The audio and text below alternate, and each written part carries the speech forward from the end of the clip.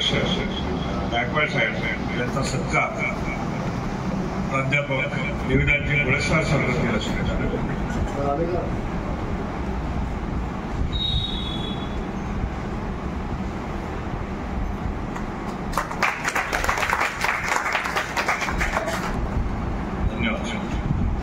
यानंतर दिनविशेष करिता मी पदाचार्य प्रकाशजी सोनटक्के यांना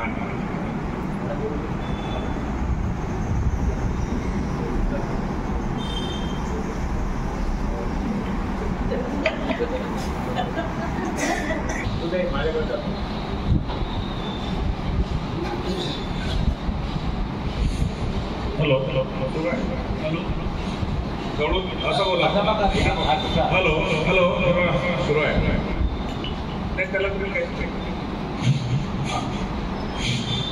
अखिल विश्वाला शांतीचा संदेश देणारे महाकारुणिक तथागत गौतम बुद्ध आपले उद्धार करते बोधिसत्व विश्वरत्न ज्ञान सूर्य भारतीय घटनेचे शिल्पकार परमपूज्य डॉक्टर बाबासाहेब आंबेडकर यांना त्रिवार वंदन।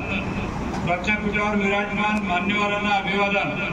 आज भोजनीच्या संघाच्या 435व्या साप्ताहिक सभेला उपस्थित धम्मसेवक धम्मसेविका यांना सप्रेम जय भीम। मी आपल्यासमोर दिनांक 31 ऑगस्ट ते आज दिनांक 6 नोव्हेंबर पर्यंतचे डॉक्टर बाबासाहेब आंबेडकर यांनी केलेल्या महत्त्वपूर्ण उल्लेखनीय कार्याचे दिनविशेष वाचन करणार आहे। कृपया आपण अवलोकन करावे ही नम्र विनंती। दिनांक 31 ऑगस्ट 1917 डॉक्टर बाबासाहेब आंबेडकर यांची महाराजा शहाजीराव गायकवाड यांच्याशी बडोदा येथे भेट।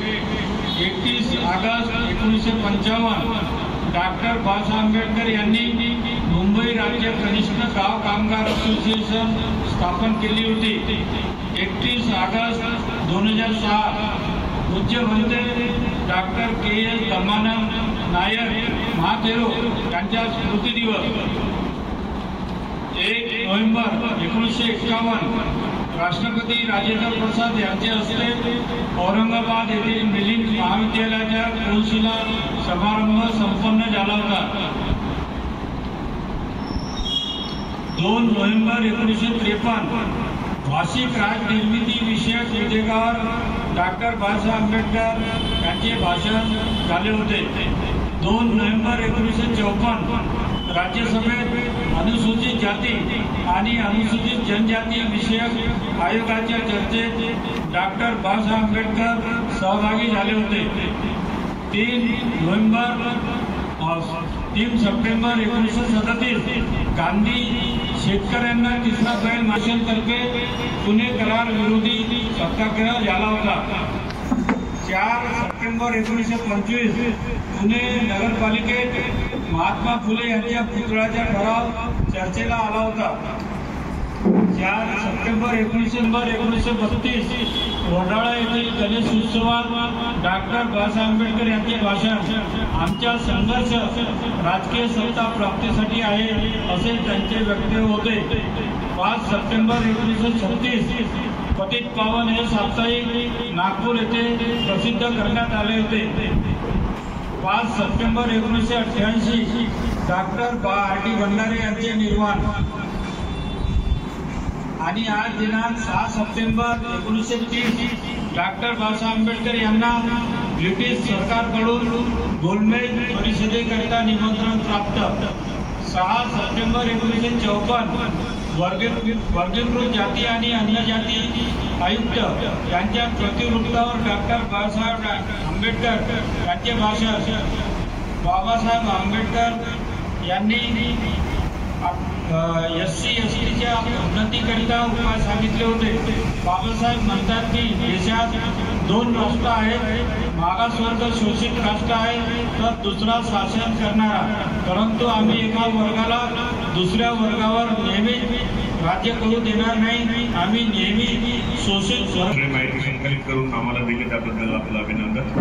यानंतर हे शुद्ध पाठन करिता पदाचार्य देविदासजी राऊत यांना मी निमंत्रित करतो।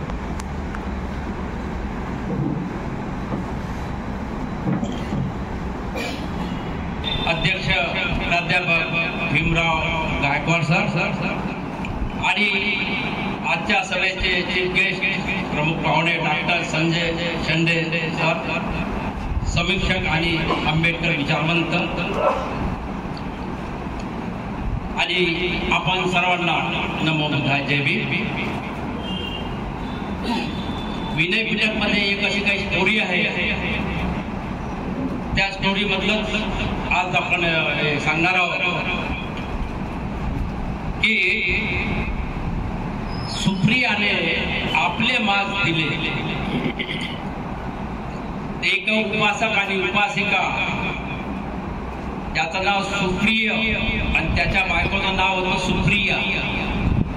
आणि ते इतके उपासक होते की प्रत्येक विहारात जात होते आणि त्या विहारात जाऊन तिथे वंदना वगैरे सर्व झाल्यानंतर भंतेजी लोकांना विचारत होते की भंतेजी, तुम्हाला काही आवश्यकता आहे, कशाची आवश्यकता आहे, कोणी बिमार तर नाही, बिमार असेल तर गोळ्या औषध वगैरे नेऊन द्यायचे. तर एक भंती तिने सांगितलं की मी बिमार आहे आणि मी जुलाब घेतलेला आहे, पण मला असं वाटते की माझ्यासाठी तू मांस आणलं पाहिजे, मटण आणलं पाहिजे. ठीक आहे म्हणते, मी घेऊन येईल. तेव्हा हे घरी आली आणि तिने आपल्या नौकराला सांगितलं की तू जाय वाराणसीमध्ये जा आणि मटण घेऊन ये. पण तो नौकर गेला आणि संपूर्ण वाराणसी बघितली, पण तिथे त्यांना काही मांस मिळालं नाही, कारण त्या दिवशी बकरेच ते कापले होते असं त्यांचं म्हणणं होतं. त्यामुळे तो वापस आला आणि सांगितलं की कुठेच मांस नाही. मी सर्व शोधून पाहिलं, पण नाही आहे. परंतु तिला वाटलं की मी भंतेजीला सांगितलं होतं की उद्या मांस पाठव आणि नाही पाठवलं तर हा उपवासिकावर कलंक लागेल. म्हणून तिने काय केलं, घेतली सुरी आणि आपल्या मांडीचं मांस टाकलं. तिला सांगितलं की तू ह्याची भाजी बनवून त्या भंतेजीला अमुक अमुक विहारात जा आणि अमुक अमुक भंतेजीला घेऊन ये. त्या दासीनं बनवलं ते सर्व आणि घेऊन गेली. आता तिथे भंतेजीने विचारलं का सुप्रिया कुठे आहे, तर तिने सांगितलं की ती बिमार. ठीक आहे. मग तिचा पती आला, तो मोठ्यानं आवाज देऊन म्हणला सुप्रिया सुप्रिया. ते रूम मधून सांगून राहिले की मी इथे बिमार आहे, आजारी आहे. मग त्याला सर्व हकीकत माहीत झाली तर तो म्हणाला की किती श्रद्धाळू आहे तू, किती श्रद्धाळू आहे. आणि मग तो उठून भगवान बुद्धाकडे गेला. भगवान बुद्धाकडे गेल्यानंतर वंदन करून एका बाजूला बसला आणि त्याने सांगितलं भगवान की उद्याचं भोजन तुमचं आणि सर्व संघासोबत माझ्याकडे आहे. भगवान बुद्धांनी मौन पाडूनच ते स्वीकार केला. आणि दुसऱ्या दिवशी भगवान बुद्ध तिथे गेले. तिथे गेल्यानंतर त्यांनी गेल्याबरोबर पहिले सुप्रियाला विचारलं. आता तथागतमध्ये सम्यक समजून तर त्यांना सर्व माहीतच होतं, तिन्ही काळ माहीत राहत असताना. तर त्यांनी विचारलं सुप्रिया कुठे आहे, तर सुप्रियानं सांगितलं का तथागत ते बिमार, तर तिला घेऊन येते. ते येऊ शकत नाही म्हणून त्यामुळे चाललाच होत नाही. तू काही का तिला का उचलून आण तिला, पण ती इथे घेऊन ये. मग त्यांनी काय केलं, तिला उचलून आणलं तथागताजवळ आणि काय केलं झालं म्हणजे तथागताच्या दर्शनाने तिचं ते खाव जो होता तो कमी झाला आणि ते चढायला लागली. तथागताचं दर्शन घेतलं आणि तिने पूर्ण संघाला भोजनी वाढलं दोघांनी. आणि तथागताच्या भोजन वगैरे आटून त्यांनी मग तिथे देशना दिले या दोघांनाही आणि मग ते निघून गेले. आता निघून गेल्यानंतर मग रस्त्याने भिक्खू संघाची त्यांनी होता संघ, तर तेव्हा त्यांना विचारलं, कारण कोण्या भंतेजीने ते मांस मागितलं. तू बिमार होता, तो भंतेजीने म्हणजे मी मागत होता भगवान, तुला माहित आहे का हे कशाचं मांस होतं. नाही भगवान मला माहित नाही. अरे भेड्या, अरे मूर्खा, तू माणसाचं मांस खाल्लं. त्यालाही पश्चातापच झाला. मग तेव्हा तथागतांनी काही नियम पाळून ठेवले की कोणतं मांस नाही खायचं. त्यावेळेस ते पुन्हा त्यांनी सांगितलं, आज आजपासून तुम्ही मनुष्य मांस, हत्ती मांस, घोडा मांस, कुत्रे मांस, सर्प मांस, वाघ मांस, अस्वल मांस, तडस, लकडबंगा यांचे मांस खायचे नाही आणि जो खाईल त्याला दुसऱ्याचा दोष लागेल.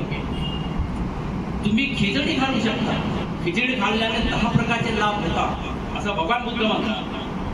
आणि ते म्हणजे वन्न, सुख, प्रतिभाचा विकास, भरभराट, तहान दूर होते.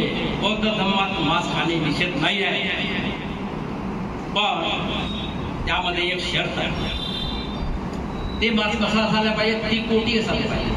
ती कोटी म्हणजे परिशुद्ध असायला पाहिजे. ते माय भिक्षूच्या उद्देशाने, जसं भिक्षूनं सांगितलं म्हणून मी बनवून आणलं असं नको. जे उपासक आपल्याला भोजन देतात त्यांनी जे वाढलं ते खायचं. मग ते मटण राहो, काही राहो, कोणती भाजी राहो. पुढील आठवड्यात ज्या धर्मसेवक धर्मसेविका यांची वाढदिवस आहे त्यांना आपण बहुजन नेत्या संघातर्फे शुभेच्छा देऊया. 7 सप्टेंबरला कृष्णकांतजी डोंगरे यांच्या वाढदिवस येत आहे. तसेच 8 सप्टेंबरला विष्णूजी गजबे साहेब आणि तसेच 8 सप्टेंबरला राहुलजी वानखेडे या दोघांचे वाढदिवस येत आहे. 9 सप्टेंबरला पंकज बोरकर आणि 10 सप्टेंबरला वजीसर झोळाखोळ,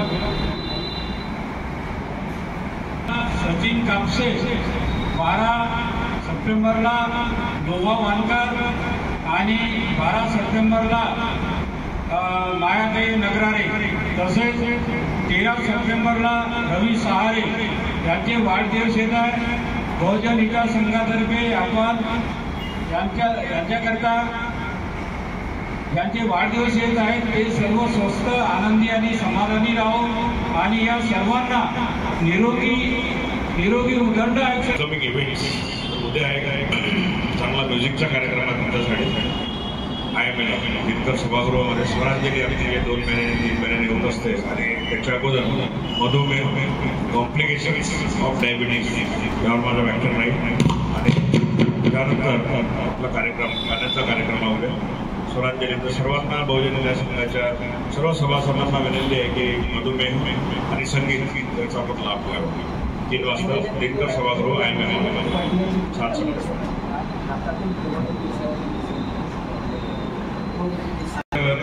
ट्रीटमेंट घेत नाही आणि BP यावर सुद्धा 200 BP असेल तरी लोक गोळ्या घेत नाही आणि सांगतात की आम्हाला काही त्रास नाही. तर हा त्रास तुम्हाला होत नाही, पण तुमच्या फॅमिलीला नंतर त्रास होतो.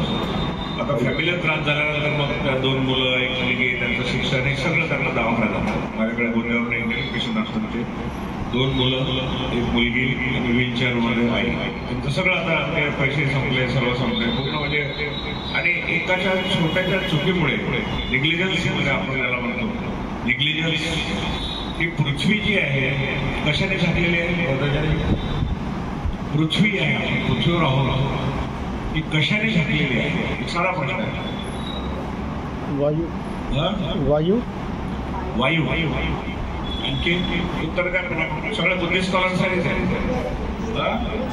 गुरुत्वाकर्षणाने झाली आहे. आणखी कशाने झाली आहे? मला बुद्धाचं उत्तर पाहिजे. बुद्धाला प्रश्न विचारण्यात आला होता एका शिष्याने की तथागत ही पृथ्वी कशाने झाकलेली आहे? त्याचं उत्तर आहे आकाश झाकलेलं नाही, दिसते, वरून दिसते आपल्याला. आपण जेव्हा त्याच्यावर जातो नासा तर्फे ती पृथ्वी दिसते तिथे आपल्याला, कॅमेरामध्ये दिसते ना सगळं. आपले जे आता कॅमेरे लावलेले आहेत, तुम्ही गुगलचा वापर करता. गुगल पृथ्वी पाण्याने पूर्ण कशी काय झाकलेली आहे? 1/4 आणि 3/4 आहे ना. 3/4 पाणी आहे, 1/4 जमीन आहे. तर बुद्धाचं उत्तर काय आहे? अविद्येने झाकलेली. कशाने? अविद्येने झाकलेली. म्हणजे अविद्या हा बुद्धाचं उत्तर आहे, बाकी आपलं सगळं उत्तर चुकलेलं आहे. अविद्या हे सगळ्यात मोठं असते. हे हे सगळं दूषित वातावरण असल्यामुळे बुद्धांनी काय घेतली, प्रवज्य घेतली. प्रवज्य घेऊन त्यांच्या किती वातावरण दूषित होतं त्या जेव्हा त्यांनी महाअभिश्रमण केलं शाक्य संघामध्ये, आणि मग तिथे लढाई झगडे विरोध, आणि बुद्धांनी तेच म्हटलंय की प्रत्येक ठिकाणी तुम्हाला विरोधक तयार असतात, आणि ते विरोधक कुठे त्यांना नाही मिळाले. मग जेव्हा ते तपश्चर्या करायला गेले, प्रवचन करायला गेले, तर तिथे त्यांना शुद्ध हवा मिळाला की इथे काहीच माझा कोणी विरोधक नाही. आणि मग त्यांचे आणखी जे प्रश्न होते ते प्रश्न त्यांना त्याचे उत्तरं पाहिजे होते, ते उत्तरं पाहिजे त्यांना की प्रत्येक माणूस एकामेकाचा विरोध करतो. आज तुम्ही टीव्हीवर बघा, काँग्रेस विरुद्ध बीजेपी विरुद्ध API सगळं तुमच्या घरामध्ये तुमचा विरोध होतो. पतीचा विरोध, टीव्ही कोणता घ्यायचा, गाडी कोणती घ्यायची, मुलांचे विरोध, सगळ्यांचे विरोध विरोध विरोध. तर ह्या विरोधाचं कारण शोधण्याकरता बुद्धांनी प्रवचन घेतली. बुद्धांनी फक्त म्हातारा दिसला, रुग्ण दिसला याच्यासाठी ते घेतलं. आणि बाबासाहेबांनी हे कुठून शोधून काढलं, कोणत्या सूत्रामध्ये शोधून काढलं, ऑल आर स्कॉलर्स. आणि निकाय जो आहे बुद्धक निकायमध्ये ते सगळे तुम्हाला माहिती पाहिजे. तर तुम्हाला आपल्याला दिसलं असेल का त्याकडे कोणी डिझर्व असेल झाले का, हे उत्तर नाही. बाबासाहेबांनी सायंटिफिक उत्तर दिलं की त्यांच्या मनामध्ये प्रश्न निर्माण झाले की हे सगळं का होते, आणि म्हणून त्यांनी प्रवज्य, आणि प्रवज्य घेतल्यानंतर मग त्यांना तिथे ऑक्सिजन मिळाला, प्राणवायू मिळाला. मग त्यांनी 4 आठवड्याचं सर्व साहित्य घेतलं आपल्यासाठी. पहिल्या आठवड्यात त्यांना काय मिळालं, दुसऱ्या आठवड्यात कोणतं उत्तर मिळालं, तिसऱ्या आठवड्यात कोणतं, चौथ्या आठवड्यात कोणतं मिळालं, हे सगळं लिहिलेलं आहे. त्याच्यामुळे आता हे असे तुम्ही प्रश्न विचारत चला, ते काही होणार नाही, त्याला ठेवून द्या तुम्ही. 30 लोकांचे नावं आलेले आहे माझ्याजवळ, ज्यांनी पैसे किंवा नाव दिले नसेल ना, फोटो दिले नसेल तर तुम्ही जरूर द्या. आज आखरीचा दिवस आहे आता, कारण की उद्या तिथं जमा करायचे आहे पैसे. आणि विशेष म्हणजे काय, मी डाकलोकला गेलो, त्याचा फोन आला मला की सर तुमच्याजवळ जेवढे पुस्तकं तुम्ही लिहिले ते सर्व घेऊन या. तुम्ही पुस्तकं घेऊन गेलो, तिथं पाहिलं मी तर त्यांच्या बुक मध्ये पाहिलं तर तिथे मला विनय पीठक दिसलं, धम्मपीठक दिसलं, आणि शुद्ध पीठक पण दिसलं. आणि जे मला पाहिजे तो विनय पीठक तिथं मिळालं. दिग्गनिकाय म्हटलं, शुद्ध पीठकामधलं दिग्गनिकाय, तर दिग्गनिकाय ते मला मिळालं. मला इतका आनंद झाला की मला एकदम बाबासाहेब आठवलं. बाबासाहेब पुढे बुकमध्ये जायचे, बुक डेपोमध्ये जायचे, ते बघत राहे कोणते पुस्तक माझ्या कामाचं, आणि त्यांना पुस्तक मिळालं तर ते घेऊन यायचे. तर तसं मग मी आणले या बाईसाठी, शारदाबाईसाठी ते 3 पुस्तकं आणले, आणि दिग्गनिकाय आणि महावंश मी ते 2 पुस्तकं आणले. आणि या धम्मघोषसाठी ज्यांचे नाव आहे त्यांनी पैसे आज द्यायचे आहे. धन्यवाद. ज्यांनी फोटो नसेल दिले तर फोटो द्यावे. यानंतर आपल्या आजच्या प्रमुख अतिथींचा मी परिचय करून देतो. डॉक्टर संजय जी शेंडे, वडिलांचं नाव आहे आयुष्यमान गणपतरावजी एल शेंडे, यांची जन्मतारीख आहे सरांची 28 जुलै 1969. प्लेस ऑफ बर्थ नागपूर, शिक्षण MBA, PhD political science, MA sociology, MA पुन्हा लिहिलं का पुण्यात 2 वेळा, अच्छा PhD इन पॉलिटिकल सायन्स आणि MA इन पॉलिटिकल सायन्स, आणि बॅचलर ऑफ जर्नलिझम BSc, आणि बॅचलर ऑफ जर्नलिझमचं त्यांना गोल्ड मेडल आहे. त्यांच्यासाठी 2000 टाळ्या gold medal. Service accounts officer state government, आणि त्यांनी VRS घेतलेला आहे. बिझनेस त्यांनी लिहिलेला आहे फार्मर. सामाजिक सेवा लास्ट 35 इयर्स, मागच्या 35 वर्षामध्ये educational counsellor, career guidance etcetera. Awards gold medal at the hands of MS Swaminathan, जे ॲग्रिकल्चरचे मोठे शास्त्रज्ञ होते. आणि aim in life to create casteless gender equal society. Comments about the Bahujan Hitaya Sangh, creative and constructive work. आणि address 40 Ladikar layout Nagpur. आणि family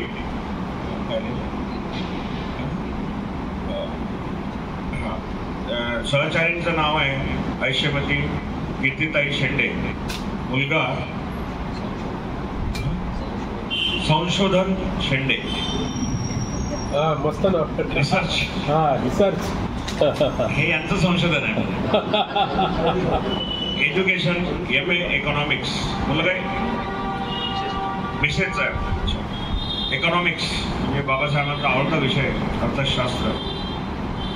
आणि मुलाचं आहे एज्युकेशन PhD इन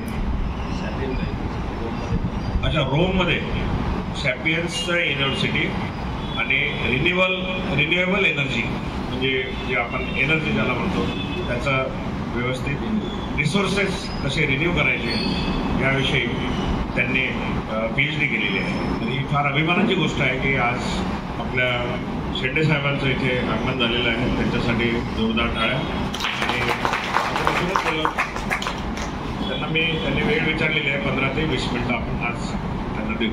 तर 9:45 झालेले आहेत. 10 या प्रातःस्मरणीय कार्यक्रमामध्ये आजच्या या विचारपीठावर उपस्थित असलेले ते मला अतिशय इनोव्हेटिव्ह, कन्स्ट्रक्टिव्ह, क्रिएटिव्ह वाटतं.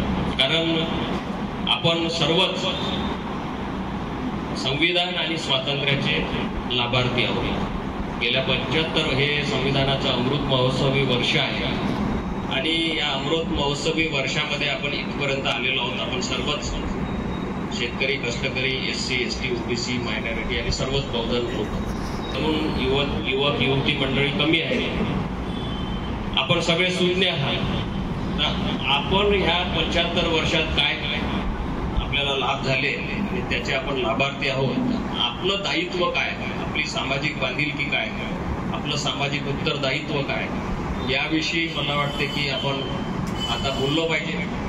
कारण त्याशिवाय आपण या देशामध्ये जो सिंधू संस्कृतीपासूनचा जो सिंधू सभ्यतेपासूनचा जो लढा आहे, इसवी सन पूर्व म्हणजे आता 5000 वर्ष जवळपास झाली. आणि मला वाटतं की तेव्हापासनं स्वातंत्र्य, समता, बंधुता, न्याय ही मानवी मूल्य तेव्हाही होती. आणि ही मूल्य पुढं जाऊन कालांतरानं सम्राट अशोकाचा जो नातू आहे बृहत्तर, त्याची हत्या झाल्यानंतर ही मूल्य कुठेतरी रसातळाला गेली. आणि म्हणून त्यानंतर अनेक महामानवांनी आपापल्या कालखंडामध्ये ही मूल्य प्रस्थापित करण्याचा प्रामाणिकपणे प्रयत्न केला, आपापल्या कुवतीप्रमाणे, आपल्या बुद्धीप्रमाणे. 12व्या शतकामध्ये संत साहित्यांनी मोठा एक काम केलेलं आहे. चक्रधर असतील, बसवेश्वर असतील 11व्या-12व्या शतकामध्ये, किंवा कबीर असतील, या लोकांनी ते काम, ही मूल्य पुढे नेण्याचा कार्यक्रम केला. 16व्या शतकामध्ये तुकारामांनी ते थोडासा पुढे नेलं. आणि छत्रपती शिवाजी महाराजांनी सर्व जे शेतकरी, कष्टकरी आहेत, ते सैनिक होते, जे शेतकरी होते, त्यांच्या हातामध्ये शस्त्र दिले आणि पहिल्यांदा धर्मद्रोह केला. शस्त्र दिले सामान्यांच्या हातामध्ये, कारण तो धर्मग्रंथानुसार ती चूक होती. पुढे महात्मा फुल्यांनी 5 डिसेंबर 1872ला एक मोठी घोषणा केली.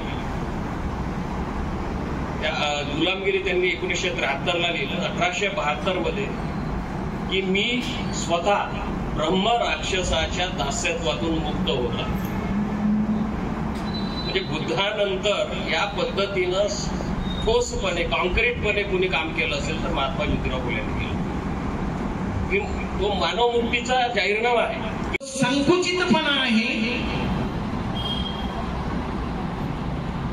आणि अमेरिकेतील जो व्यापकपणा आहे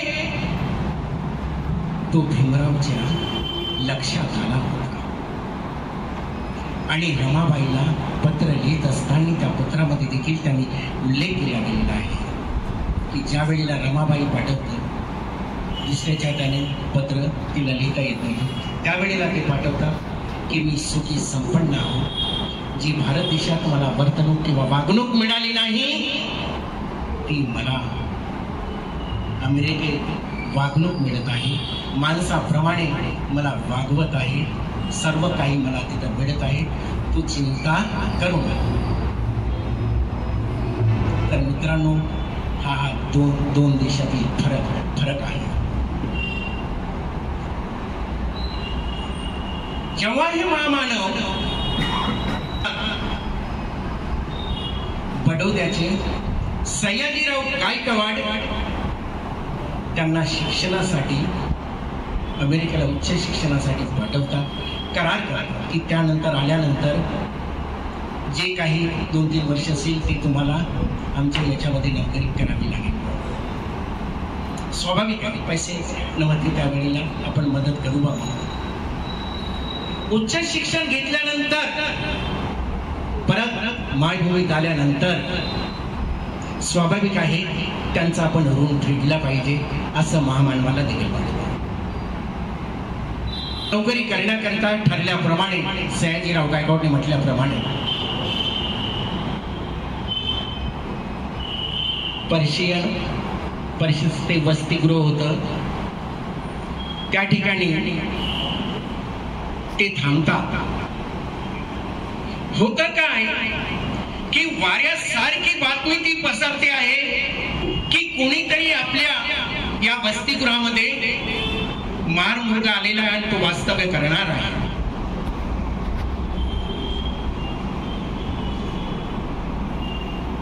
आणि जे पर्शियन बलदंड युवक लाठ्या काठ्या घेऊन येतात आणि भीमरावला हाकालून देतात, त्याचं सामान फेकतात आणि इथं पुन्हा राहायचं नाही, खबरदार जर इथं राहत असतात. दुरून फाईल त्यांच्या हातावर देणं, चपराशी दुरून पाणी देणं. भीमराव स्वतः अनुभवतो आहे.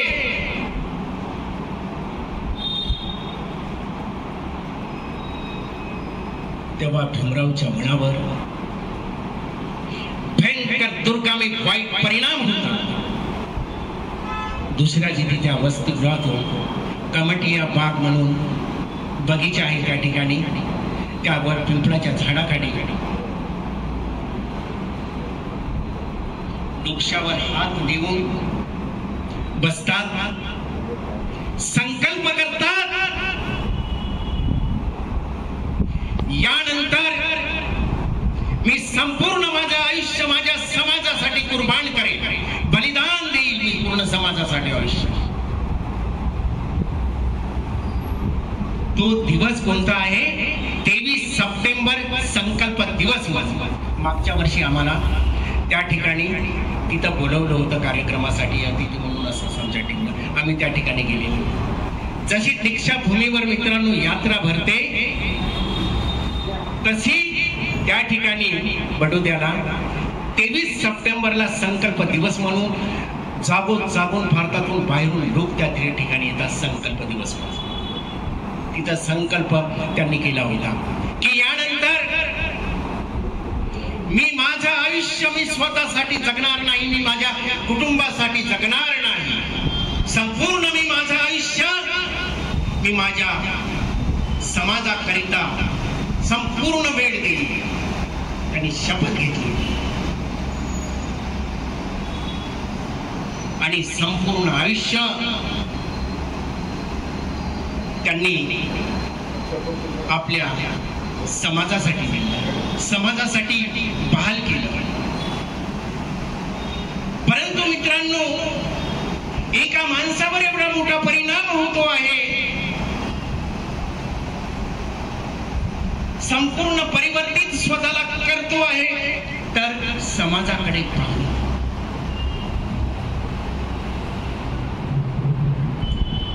त्यांनी मनात आणलं असतं तर ते अमेरिकेत राहू शकले असते, कोट्याधीश तिथंच झाले असते, त्यांना नोकरी सर्व मिळालं असतं. हे देवीने शिकवलं आणि त्यांच्यावर तसे संस्कार टाकले. हा अन्याय अत्याचार हा तुला सहन करायचाच आहे, याच्यातून तुला जायचंच आहे.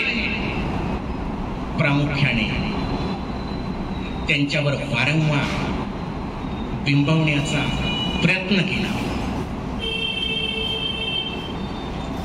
कदाचित आपण बघितलं, अण्णाभाऊ साठेची स्टोरी आपण ऐकली असेल. फार मोठा साहित्यिक झालेला आहे तो माणूस. तो शाळेत जातो आहे. पहिल्या दिवशी, दुसऱ्याच दिवशी अदरचा मुलगा असतो ना, त्यांच्यामध्ये आपसामध्ये संघर्ष होतो आहे. काही कारण नसताना त्याला तो मारतो आहे. त्याचा बदला म्हणून तोही त्याला तिथं मारतो आहे. परंतु शिक्षक कसा असावा? हा निर्भीड निष्कलंक असावा. तो काय करतो आहे? ज्याचा गुन्हा असतो त्याला तो सोडून देतो आहे. त्याला तो मारत नाही ना काही बोलतही नाही. मारतो कुणाला? ज्याचा गुन्हा नाही त्याला अण्णाभाऊ साठेला मारतो. हा परिणाम त्या लहानशा चिमुकल्यावर ऍट द टाइम त्यावेळेला होतो आहे. काय ते वय असेल 5-7 वर्षाचं. शिक्षक बदाड जो आहे त्याला वर्गामध्ये, तो लहान आहे पण तो शिक्षक आहे याला समजायला पाहिजे, पण नाही. त्या शिक्षकाची मानसिकता कोणती होती? मनुवादी. पण तो पाहत तो मुलगा काय करतो आहे? तो गुपचाप राहतो आहे. सुट्टी होतो आहे त्याच खेडेगावात, वाटेगावरून. आता हा खेडेगावून तो शिकवायला येत होता. शिक्षक हा इथून त्याचा रस्ता माहित होता त्या मुलाला. बोंदाड्याची झाडं झुडपात तिथं तो लपून राहतो आहे. या शिक्षकाचा मी बदला घेतल्याशिवाय राहणार नाही. त्यावेळेला अण्णाभाऊला वाटतो आणि तो शिक्षक तिथून जात असताना तो दगडाचा मारा करतो त्या शिक्षकावर. आता याला वाटतं का मी जर उद्याला जर शाळेत गेलं तर पुन्हा शिक्षक काय करेल? काही गुन्हा नसताना जर मला मारतो आहे तर आता तर मी गुन्हा केलेला आहे याचा, तो मारेल. पण तो त्याची पर्वा करत नाही. त्याने त्याचा तो बदला घेतला. म्हणून त्याला म्हटल्या जाते का 1.5 दिवसाचाच तो शिकला फक्त अण्णाभाऊ. पण तो केवढा मोठा तो साहित्यिक झाला हो.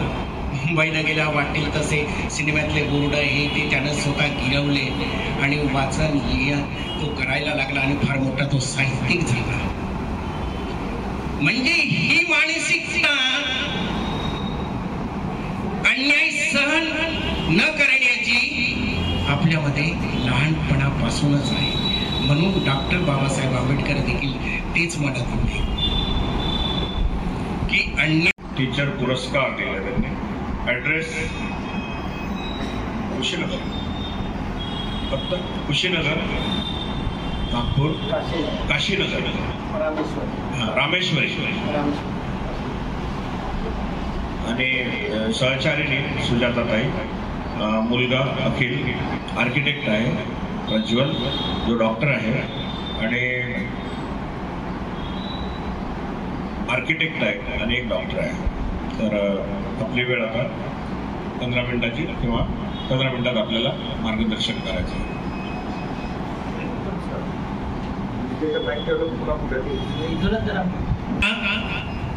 इस दुनिया में बहुत हो गए नेता, लेकिन भीम जैसा नेता कभी हो नहीं सकता.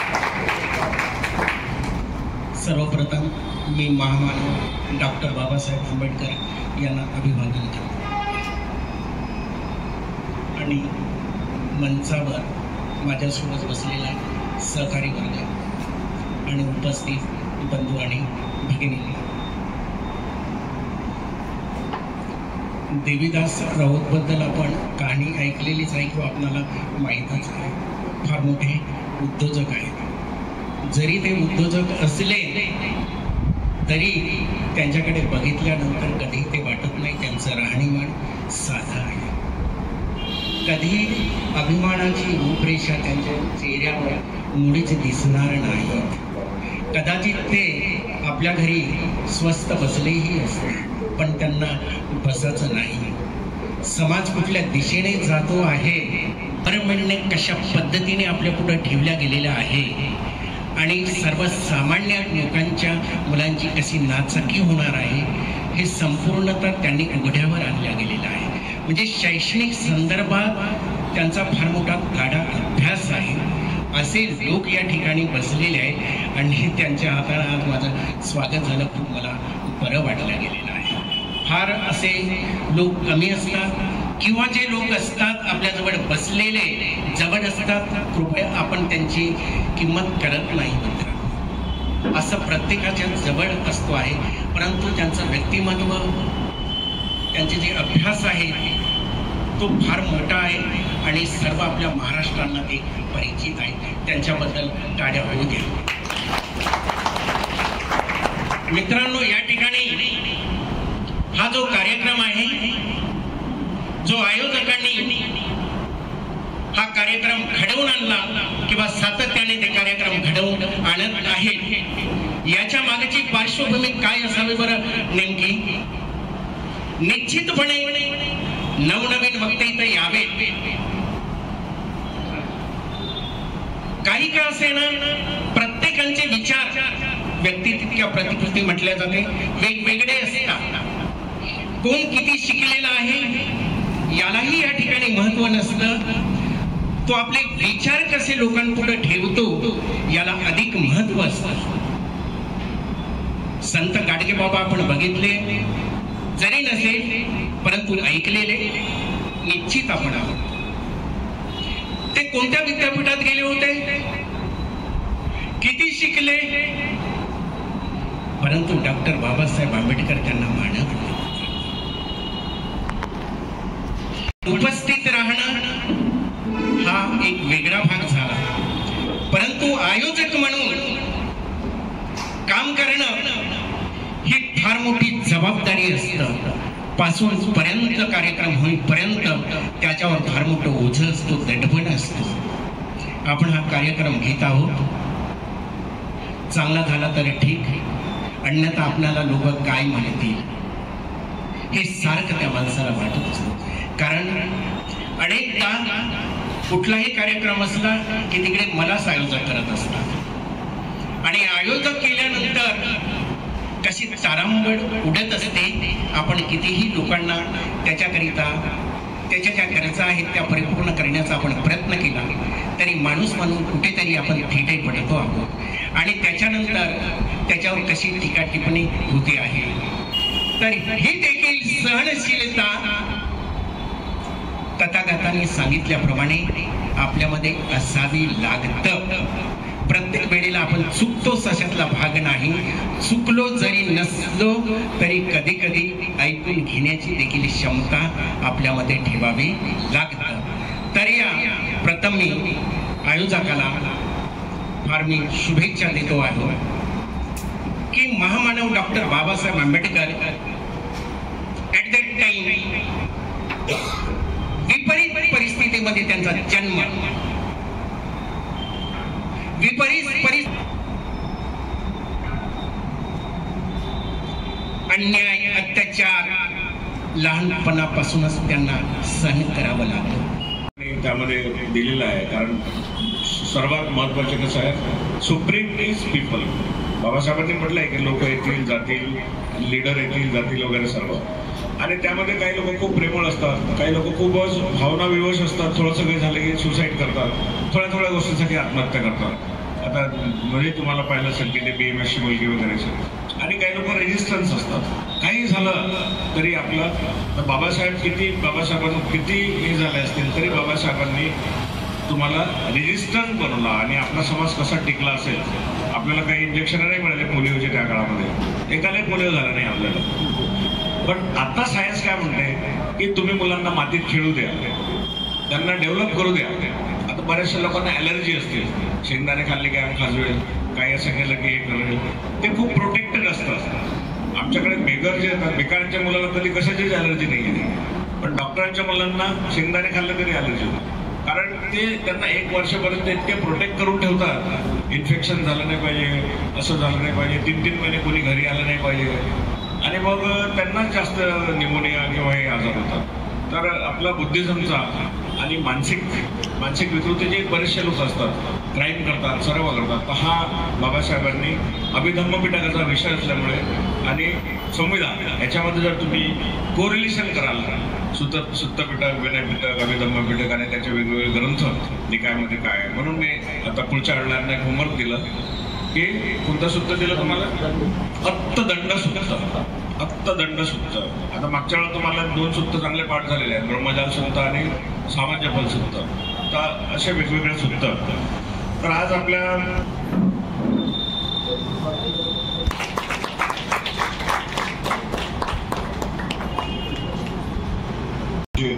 तब्येत बिघडते, तुमचं आरोग्य खराब होते. आम्ही नेहमी सांगतो पेशंट लोकांना की तुम्ही आमच्यासाठी खाता. खराब कोणासाठी खाता तुम्ही? डॉक्टरांसाठी खाता. कारण डॉक्टर, नर्स, आयाबाई, वार्ड बॉय जगले पाहिजे आणि फार्मसीचे लोक, मेडिसिनचे लोक. आता एक मेडिसिनवाल्यांनी एक इंजेक्शन काढलेलं आहे. थोडंसं इंजेक्शन आहे, 2.5 ml, 2.5 मिलीग्राम डोज आहे. आता 2.5 मिलीग्राम डोज त्याची 1 लिटरची किंमत किती असेल? मॅथमॅटिक्स वाले असतील नाही तर गणितवाले कोण आहेत? जन्मत साहेब. 2.5 मिलीग्राम 4,000. आता 2.5 आपण डबल करू म्हणजे 5 मिलीग्राम होतील, ते झाले 8,000. 10 मिलीग्रामचे होतील 20,000. Multiplied by 1000 milligram is equal to 1 gram, आणि 1 ग्राम मल्टिप्लाइड बाय 1000 म्हणजे 1 लिटर मध्ये मिळत सुद्धा नाही. त्याचा फायदा आहे की वजन कमी होते त्याने. म्हणजे एका पेशंट वजन 100 किलो आहे तर त्याला 20 किलो कमी करता येते.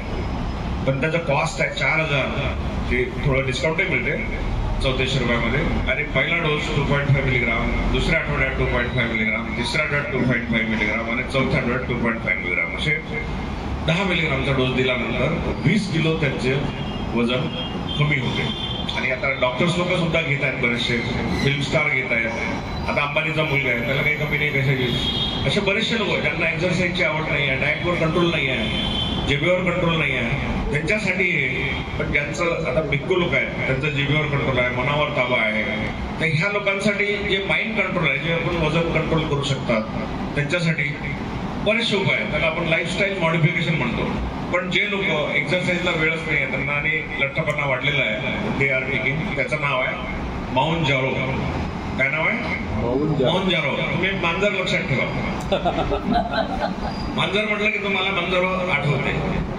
आमच्या लक्षात ठेवण्याचे माझे स्वतःचे फॉर्म्युला आहे. त्यांनी करोडो रुपये खर्च केले त्याच्यामध्ये, आणि त्या करोडो रुपयामधून ते त्यांनी शोधून काढलं.